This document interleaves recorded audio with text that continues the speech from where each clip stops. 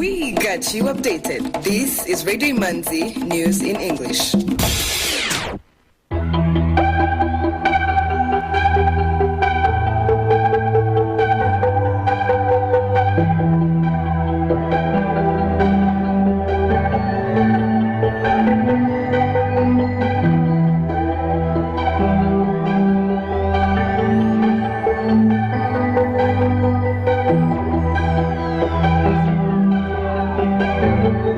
Tuned to Radio Imanzi, broadcasting from Kigali. Here is the news in English, brought to you by Fiona Umuganwa. The headlines.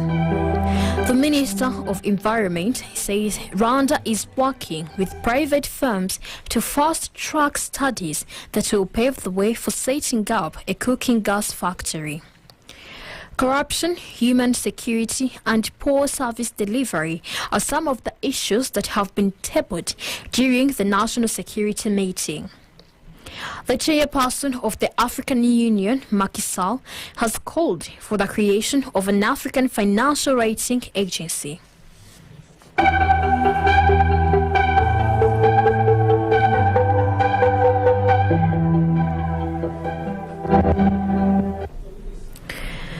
Welcome back.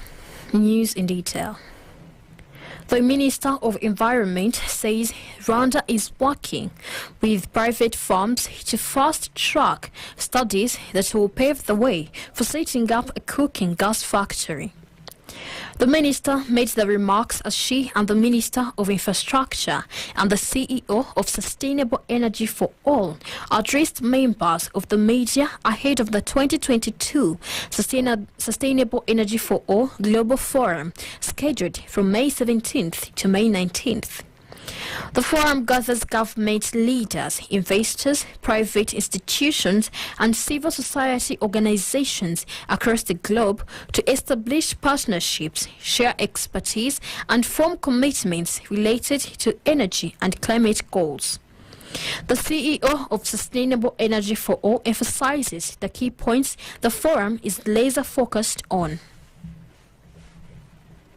One of the key points of this forum is how do we get the right type of financing, both commercial, development financing, philanthropy, into the sector, and we need it at scale. If we had deployed all the, just a 17th of the money that was put into COVID relief of the G7, we would have reached a point of everybody being electrified. So that just gives you an idea of the money is out there and it has to be featured and has to be to not leave people behind. In terms of addressing the goals, what do we have to do? I think there are 4 or 5 elements that has to happen. The first one is the use of data. Data is very, very powerful. We focused in SE4All on integrated energy plans. These are plans that show the people who need electrification and the people who need clean cooking. So first you need to identify who those people are, and then what is the most sustainable way of providing them power supply. Is it on-grid? Is it off-grid? Is it solar home systems or solar mini-grid? It's really, really important to have that data through the whole life cycle. So you have to see how people work. You can't just say, I'm going to give someone a solar home system when they need a mini-grid connection, or I'm going to give them a mini-grid connection when they need something larger. But something we are clear about is those solutions do have to be clean. The other point is that we can't look at energy access as in isolation anymore. Especially in the African and Asian context, energy access is part of the African and Asian energy transition. So when you tell countries to transition, you can't tell people to transition out of things they don't have enough of. So we're at a very unique position to make sure that these people who don't have access to electricity are actually powered in a clean, sustainable way. So we're not making the mistakes of the developing world and coming back in 30 years and trying to transition. And that is a very important point. So data is key for all of that. And energy transition plans that document how countries are going to get to net zero are also very important. The other important point is policy work in terms of technical assistance, in terms of policies and feasibilities. That is also a very, very important element of which philanthropic money does play a key role. And then finally for me it's in innovative instruments. I don't believe that we've developed all the instruments that we can have for financing. One of the instruments I'm a very big believer on, and we do in Sustainable Energy for All, is results-based financing. So actually giving subsidy, but giving subsidy post-connection. That is very, very important to drive private sector. The government is good, but this should be a private sector-driven clean energy space, especially on the continent. So those are the key things that we are laser focused on. And then finally, just advocacy for finance into these countries. It's really important. The Minister of Environment said that the Rwanda Green Fund has mobilized so far over $200 million to fund green investments. She also added that Rwanda has opened gates for investors to tap into the available green investment opportunities. To assemble, for example, electric car in Rwanda or motorbike in Rwanda, that is one of the green investment which will respond also to the green transport. We have opportunities in green building, for example. For us to have green villages, we have to have, in those villages, we have to have green building, green transport, clean cooking, and making sure that we meet the NDC in reducing 38% of our greenhouse gases emission. To be able to achieve that target, we have to embrace green villages. And we have other opportunities like waste management, waste to energy. If we convert our waste into energy, if we convert our waste into fertilizers, this is also another opportunity for green investment. And of course, we have forests. We are calling our different partners, investors, to come and have co-management with the government of our government forests to make sure we produce local-made product of quality to be able to even export our product. The co-management of our public forests is also another opportunity for investment. With several electricity projects still pending, the Minister of Infrastructure said Rwanda has managed 69.8% access to power against the target of universal coverage on-grid and off-grid by 2024. Of course, currently, Rwanda has made a significant improvement when you're comparing or just going back in 2012, the access was 15%. But now the access is 69.8%. So you can imagine this significant effort, of course, done by the government of Rwanda for this access. Of course, as you said, the on-grid today is 48.7%, and then off-grid is 21.1%. So the overall picture of the country, currently, of course, we have installed capacity approximately to 281 megawatt. And then we are hoping actually to reach universal access in 2 years, of course 100% in 2024. So project in pipeline, of course, to help us reach this energy emission target by 2024. I'll have some project in the pipeline. We have like Hakan Pit Power Plant. So installed capacity is 70 megawatt, but of course, first trend commission is 35 megawatt. So we have also Lusumo hydropower plant that will generate 80 megawatt. Of course, it will be shared to Rwanda, Tanzania, and Burundi. So currently, of course, is that the status is 87%, and then we hope in September the plant will be completed. So we have also Shema Power Plant. So the installed capacity is 56 megawatt, but construction is estimated at 70% currently. But we expect, of course, next year this plant also will be on. So we have also some small power plant. So there is also Nyabarongo 3. Nyabarongo 3, it's planned groundbreaking ceremony in this middle of May. And then it's a project that has to be completed in 2 years. So it will generate 43.5 megawatt. So we have also Rusizi 3 hydropower plant. Of course, it is a negotiation between different stakeholders in this project. It's also a very big project which contributes significantly to the generation of power in the country. So this is the current situation of the country now. So the access now is 69.8%, and then we hope in 2 years coming, 2024, we'll reach universal access 100%. The Sustainable Energy for All Global Forum is taking place in Africa for the first time and is being organized under the theme Driving Action for a People-Centered Energy Transition. Corruption, human security, and poor service delivery are some of the issues that have been tabled during the National Security Meeting, which has been held today at the Rwanda National Police Headquarters.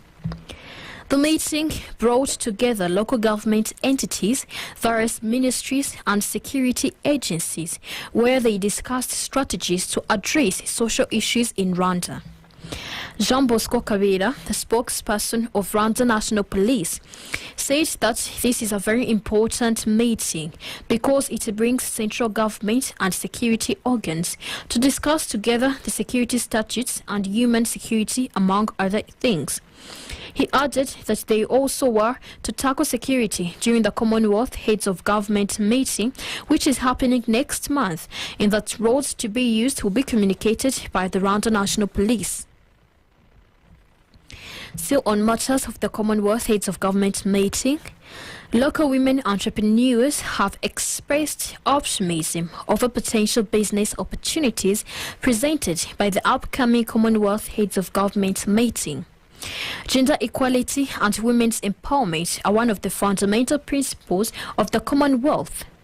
The Commonwealth priorities for gender equality 2017 and 2020 and beyond were endorsed by Women's Affairs Ministers at their 11th meeting hosted by the government of Samoa in September 2016.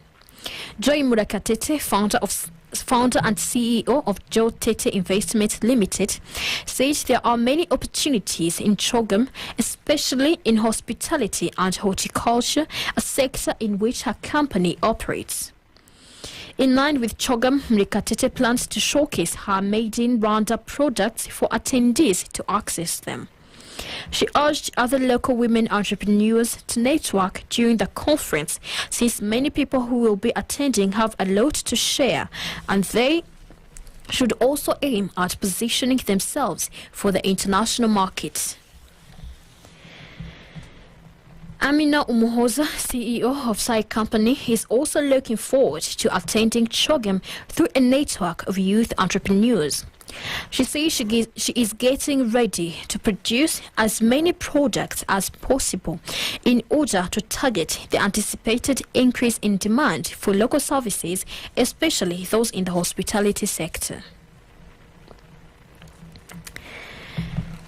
937 women from Mayuji, a cooperative that grows and processes coffee in the Gicumbi district, have received certificates after completing a 12-month training on agriculture practices in coffee, home roasting, storytelling for leadership, and market access activities.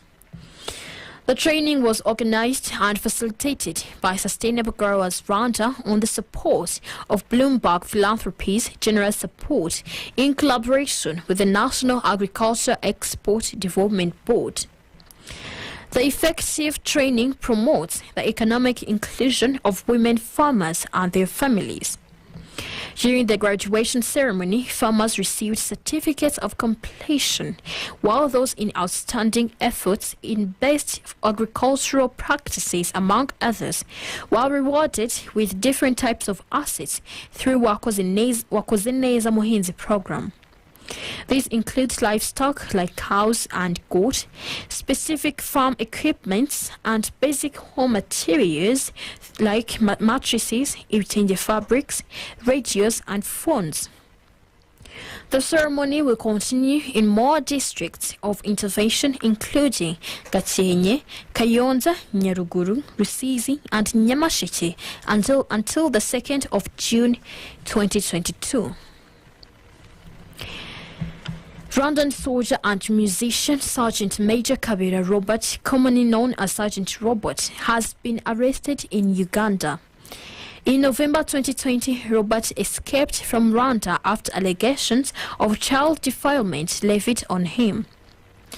The Rwanda Defense Force Military Prosecution Department, which was following the development and investigations, said the crime was allegedly committed on 21st November 2020 in Ndera Sector, Gasabo District. The suspect is expected to be deported to Kigali as soon as possible. Sergeant Robert stands possibilities, if found guilty, of serving 20 to 25-year jail sentence, and if the alleged sexual abuse resulted to an infection of a sexually transmitted disease, Robert could spend the rest of his life behind bars. Some items of international news on Radio Imanzi.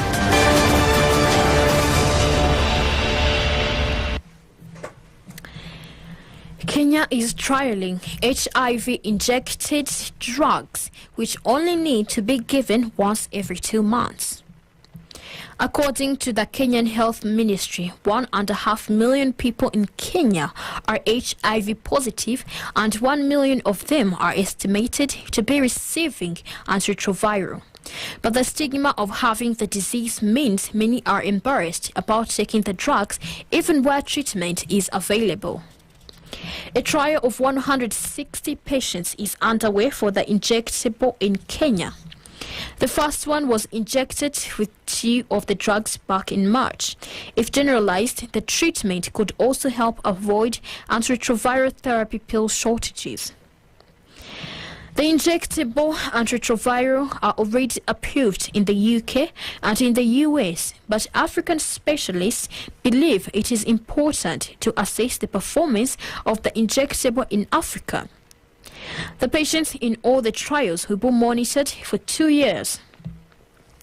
The exercise is still in the experimental stage. Once it is completed, it will advance to deciding which patients are to be on injectable antiretrovirals. Like Kenya, Uganda, and South Africa are also trialing the injectables. President Samia Suluhu Hassan's pro-business approach is increasingly attracting the interests of investors, with the latest being a group of British companies. A statement released by the Association of Tanzania Oil and Gas Service Providers said that the interest was revealed during a meeting between its chairman and UK government's Department for International Trade and group of British companies. During the meeting held in London, they discussed various opportunities for British companies to import and export products and services into the fast-growing Tanzanian market. More than 400 migrants have been rescued by Doctors Without Borders organization. According to a statement from the non-profit organization, the migrants were rescued in 7 different operations over a 72-hour period. Among those on board were 195 minors, including 2 under the age of 1. Rescuers from the rescue ship Joe Behrens said many of those on board are victims of sexual and physical abuse, four of whom boarded boats to Europe with broken bones as a result of violence in Libya. Data provided by the United Nations High Commissioner for Refugees show that 542 migrants died or disappeared while trying to cross the Mediterranean in 2022. The ruling military in Mali has announced that it will quit the West African anti-jihadist force after it was blocked from assuming the presidency of the regional group. The G5 Sahel force, which includes troops from Niger, Chad, Burkina Faso and Mauritania, was set up in 2017 to counter armed groups who have swept across the region in recent years, killing thousands of people and forcing millions to flee their homes. Mali's departure from the G5 Sahel Security Force deepens its isolation after its neighbors hit it with sanctions in January over perceived foot-dragging in restoring civilian rule. The United States Vice President Kamala Harris today led a high delegation to meet the United Arab Emirates' new president, who takes over after his half-brother's death.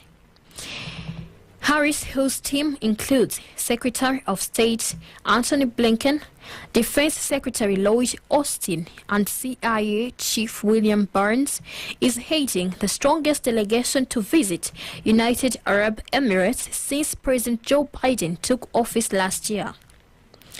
Sheikh Mohammed bin Zayed was chosen as president on Saturday, a day after the death of his half-brother, former leader Sheikh Khalifa. France's President Emmanuel Macron has appointed Labour Minister Elizabeth Borne as the country's new Prime Minister. Elizabeth is the first woman to hold the position in 3 decades after Prime Minister Jean Castex submitted his resignation today, setting the stage for a cabinet reshuffle as Macron embarks on his second term. Economic news is a regular feature on Radio Imanzi.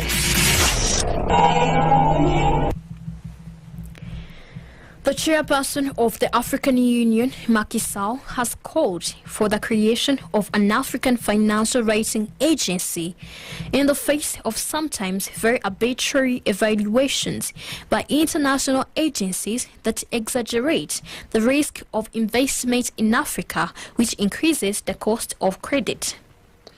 He made the remarks in a speech broadcast on the private radio RFM.